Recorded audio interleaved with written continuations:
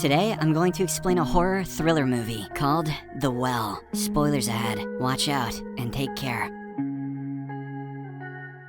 The movie opens as American art restoration expert Lisa Gray is on a bus headed to the suburbs of Lazio. Shortly afterwards, the vehicle stops and a group of 3 people, including 2 women and a man, climb aboard. They look like tourists and immediately start a conversation with Lisa. It turns out the 2 women, Tracy and Madison, are American biologists, and the man, Tony, is their Italian guide. They are headed to the outskirts of a village named Sambuchi to study the local fauna. Lisa introduces herself and reveals that she too is headed to the same village. A few hours later, it becomes nighttime and the group arrives at their destination. The biologists then reveal that they are going to set up camp in the nearby forest. Lisa, on the other hand, has a hotel reservation not far off from the bus stop. They promise to meet each other a few days later before heading their separate ways. The next morning, Lisa is waiting at the bus stop outside her hotel when a handsome local man approaches her. He informs her that she will not find any buses in this area and asks where she is headed. Lisa replies that she is going to the Malvezzi mansion, and the young man offers to drop her there, although she is slightly unnerved. Lisa accepts the offer, and the duo heads to the location on foot. On the way, the young man introduces himself as Marcus, and Lisa shares her name as well. They soon reach the Malvezzi mansion, which is a grand old building with great historical importance. Marcus escorts her to the front door, and before leaving, mentions that he runs a pub nearby. He invites her to visit whenever she has free time, and then graciously takes his leave. Once she is inside the mansion, Lisa is warmly greeted by its owner, Mrs. Emma Fosca Malvezzi. She is a single mother who looks extremely young and fit despite her age. Emma quickly leads the American upstairs, where the painting that needs restoration is kept. Turns out it was damaged in a fire, and currently its surface is covered with a thick black charred residue. Lisa carefully assesses the painting and remarks that the whole process could require about a month. But upon hearing this, Emma suddenly changes her tone. She intimidatingly says that the restoration must be completed within 2 weeks. Slightly taken aback, Lisa announces that she will immediately start working and even requests to sleep in the room with the painting. Emma agrees to the proposition and leaves her to begin the work. That night, Italian guide Tony sets up a microphone in the woods near the village of Sambuchi. He then heads back to his tents and calmly listens to the plethora of noises being transmitted through the microphone. Everything seems to be normal at first, until he hears a strange screeching noise. He is afraid that his microphone might have been damaged and decides to investigate the matter. However, barely a few seconds later, we hear him shouting in a distressed voice. Startled by the screams, the 2 American biologists immediately wake up in their tent. Madison leaves Tracy alone and goes into the woods to search for their guide. She soon discovers Tony's blood-stained cap not far off from their camp. Following this, Madison returns to the tent and insists that they need to go to the police. But before she can explain further, someone suddenly grabs her neck and yanks her away. Tracy, who is still confused by what's happening, is now all alone and terrified. She cautiously tries to sneak out of the tent, but someone knocks her out with a strike to the head. The scene shifts to Madison, who wakes up behind bars in a dimly lit cell. She notices a man named Rocco throwing up in another cell nearby. As she looks around, she also sees Tracy and Tony in similar cells. In fact, the whole place looks like a circular prison, at the center of which is a well. Back at the mansion, Lisa is having dinner with Emma and her teenage daughter, Julia. The American tries to strike up a conversation with Julia and asks what grade she studies in, but the latter abruptly drops her fork and leaves the table without a word. Emma apologizes for the behavior and explains that Julia doesn't attend school because she suffers from a personality disorder. She is 13 years old, but refuses to act according to her age. Hearing this, Lisa thanks Emma for the dinner and excuses herself for the evening. Elsewhere, Aruda, a muscular figure with extremely pale skin, slowly enters the area with the cells. He begins observing each prisoner before stumbling forward towards the well in the center. Unable to control his anger, Tony begins yelling at Aruda and demands to be let out, but the macho man remains silent and lowers a steel bucket into the well before retrieving it. Tony continues to shout various profanities until Aruda eventually gets pissed off. He approaches Tony's cell and stabs him in the back with a butcher's knife. The women watch in horror as the giant drags Tony's limp body to the well and throws him in. At the mansion, Lisa is slowly making progress with the restoration work of the painting. She is extremely engrossed in her work when suddenly she uncovers a strange, eerie, cat-like face hidden beneath the layers of damage. Lisa is intrigued by it and attempts to scrape away the thick black char from the face, but suddenly a piercing scream echoes around the room, startling her. She recoils back in horror and accidentally cuts her finger with her tool. Worried, Lisa cautiously removes her glove, but her blood splashes onto the painting. The scene then cuts to the cell, where Rocco is attempting to escape using a file from a nail cutter, but he is so anxious that the file slips and falls to the gutter underneath. Rocco then turns to Madison and reveals that there's a passage beneath his cell, but he has now lost his tool. He also also promises to bring backup if they help him escape. Madison thus throws her Swiss Army knife towards his cell, and Rocco manages to grab it. That night, while Lisa is sleeping, a naked, ghastly figure enters the room and lies down next to her. It begins touching her sensually, moving its hand to her neck, but it then strangles Lisa, causing her to awaken in a panic. The figure's face is extremely terrifying, and Lisa begins to choke to her death. This is when she jolts back to reality and wakes up in a chair. Her eyes quickly fall on the painting, which is right in front of her. To her utter horror, one of the figures in the painting looks exactly similar to the entity that she saw in her dream. Lisa slowly approaches the painting when suddenly Julia arrives in the room. The teenager tells her to run away and warns that the painting is cursed. Before leaving, Julia eerily says that if Lisa restores the painting, she will be haunted forever. Things are going even worse for the prisoners in the circular jail. Aruda arrives once more and drops the metal bucket into the well. A lean, ashy pair of arms emerge from the shadows and grab the bucket in the bottom of the well. Whatever creature is living there slits its forearm and drips a large amount of its blood in the bucket. Aruda then pulls the vessel back up and sets it aside before heading to Rocco's cell. Madison realizes that if Rocco dies, no one will be able to get away from this hellhole. In an act of valiant sacrifice, she starts taunting the behemoth. The plan works, and Aruda starts approaching her cell, but then he brutally peels the skin off Madison's face before throwing her into the well. Solid plan, Madison. Meanwhile, we finally get to see the creature that lurks in the darkness of the well. It is a disfigured, ugly, pale ghost-like entity which feeds on Madison's intestines. Back at the mansion, a disturbed Lisa has a conversation with Emma about the painting. She unwittingly reveals that Julia had told her some rather unpleasant stories about the painting, but Emma brushes off the claims, claiming that Julia regularly makes up strange fantasy stories in her mind. She also urges Lisa to focus on her work, reminding her that according to the contracts, any delays in delivery will result in heavy penalties. With the mounting pressure, Lisa takes some antidepressants before going back to work. She is about to get started when suddenly she hears someone crying nearby. She cautiously goes to investigate, only to be horrified by the sight of Madison, severely injured and crying in a bathtub. Overwhelmed with fear, Lisa runs out of the room and collides with Emma. This shatters the illusion, and Lisa notices that there is no one else in the bathroom. Emma is extremely angered by her frequent breakdown and warns her that if the work isn't completed on time, she will regret it. Meanwhile, in the prison, Rocco has finally managed to open the grate that is covering the entrance to the gutter. He is ecstatic and attempts to enter it head first, but suddenly, something horrifying happens. A lean, pale pair of arms grab his neck and begin peeling the skin off his face. The ghost-like entity then kills him instantly before devouring his flesh. Elsewhere, while Lisa is tirelessly working to finish the painting, she is visited once more by Julia. The teenager reveals that the painting was created in 1493 and depicts her mother performing a human sacrifice to summon a monstrous being named Goran. Once the monster appeared, Emma trapped it and ever since has been using its blood to stay young. She adds that if the red moon shines on the painting before midnight, the curse will renew for another 500 years. To prove her point, Julia then reveals details about the last 3 victims captured: 2 girls, 1 black and 1 with blonde hair, and a guy. The description matches exactly with the 3 tourists that Lisa had met on the bus. Julia then leads the American to the location where the prisoners are being held. As they approach, they see Aruda unlocking a door and descending into the basement. But right then, Emma calls for her daughter, so the teenager reluctantly leaves. Determined to help the captives, Lisa arms herself with an iron rod and cautiously heads downstairs. She slips through a door and follows Aruda to the basement. Lisa then watches on as the behemoth enters the cell room, but accidentally knocks over metal rods, which makes a lot of noise. Fortunately, she hides beneath a nearby table before Aruda arrives to investigate. Lisa then catches a horrifying glimpse of severed hands and legs, crawling with maggots from her hiding spot. Aruda, on the other hand, assumes the noise was caused by rats, like any good NPC, and heads back into the room. Shortly afterwards, Tracy freezes in terror as Aruda approaches and unlocks her cell. She bravely strikes him and tries to escape from there. However, she stumbles on the stairs and ends up losing consciousness. After a while, when Tracy wakes up, she finds Aruda standing over her with a red-hot knife. He presses it against her face, burning her skin without any remorse. Then, he lifts Tracy up and slowly lowers her into the well. At this critical moment, Lisa uses the iron rod to smack Aruda's head from behind. The behemoth falls down and gets temporarily knocked out. Lisa uses this opportunity to pull Tracy up from the well, and the two make a run for it. Meanwhile, Aruda slowly regains consciousness and surveys the scene. He notices the open passage in one of the cells, along with Rocco's half-devoured body. To his utter horror, he realizes that the demon who was captured in the bottom of the well is now free. His fears are confirmed when he turns around and sees the ghost-like pale figure standing right in front of him. It is revealed that this is the demon Goran that Emma had imprisoned centuries ago. The monster then brutally attacks and feeds on Aruda's flesh. The scene shifts to Tracy and Lisa, who have managed to reach outside the mansion. They are relieved to find Marcus there, but in a shocking turn, he shoots Tracy with his bow. He then threatens Lisa to enter the room with the painting. Inside, she finds several people gathered, including Emma and the ugly creature that had tried to choke Lisa in her nightmare. They are holding candles and waiting for midnight to arrive. Emma then instructs Lisa to finish the painting before the clock strikes 12. resolve. Reluctantly, Lisa resumes her work, and as she does so, Emma's image is revealed on the canvas. Marcus's face is also painted right next to Emma's, and they start chanting. Everything looks doomed, when suddenly, Julia bursts into the room with a candle. She orders everyone to step back, or she will set the painting on fire. The teenager then goes on a rant and accuses Emma of trapping her in a little girl's body for centuries. Her words expectedly enrage Emma, and she commands Marcus to kill her. But before he can act, Lisa hurls the cleaning solvent onto Marcus's face. Upon seeing this, Emma lets out a furious scream and shoots Lisa with an arrow. Just as Marcus moves to finish them off, moonlight floods the room. It touches everyone, transforming them into their true aged forms. One by one, they wither and curl up into balls of dried flesh. Lisa and Julia watch on in horror as Emma rapidly ages, crumbles into ashes, and vanishes. Then, Julia also begins to change, and we see that she is actually much older than the teenage body she was captured in. She bids farewell to Lisa before disintegrating into ash. Now all alone, Lisa, who has had an arrow in her abdomen, stumbles towards the door and tries to leave. Her exit is soon blocked by Goran, who heads straight for her. Lisa quickly slams the door shut, but the demon begins furiously pounding on it. Desperate, Lisa approaches the painting and starts scrubbing away the section containing the chant. Just as Goran breaks through the door, she begins reciting the chant from the painting. Surprisingly, this causes the demon to let out a deafening scream. My name is Goran! Before collapsing on the floor. The scene then shifts to 30 years later, as Lisa is seen in the mansion, still as young as she was when she first came to Sambuki. Downstairs, we see a team of doctors and Goran, still alive but bound tightly to a bed. Lisa approaches them and coldly instructs the head doctor to increase the production. The latter obliges and injects a syringe into Goran's throat, provoking it to let out a blood-curdling scream. It is obvious that Lisa used the chant to trap Goran and use its blood